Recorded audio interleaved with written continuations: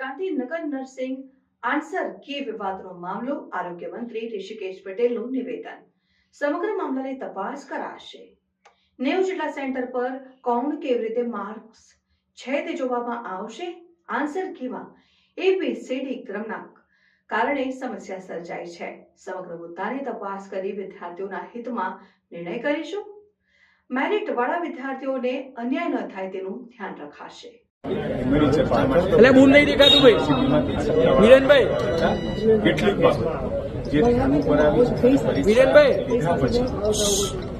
આ આખા જે આપણા લગભગ 90 ઉપર સેન્ટર હતા એ સેન્ટરોમાં ગુના કેવી રીતે માર્ક છે, આ બધી પ્રકારની નીચે રાખતો અને હવે યોગ્ય નિર્ણય એના અર્થે લઈ અને આપ સૌને અમે ચોક્કસ જાણ કરીશું.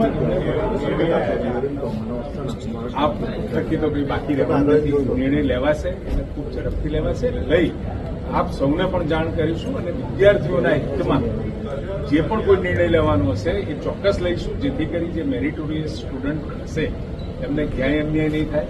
પરંતુ આખી આ પરીક્ષામાં કેવળ ABCD એક જ ક્રમની અંદર ઉત્તરોનો જે પ્રશ્નોના જે ઉત્તરો આપતા હતા એના કારણે આ મોટી ટ્રાન્સપેરન્સી થઈ છે અને એ કુલ વિદ્યાર્થીઓના માર્ક્સ વગેરે એ પણ અમે જોઈ રહ્યા છીએ અને એના અંતે નિર્ણય 2 થી 3 દિવસ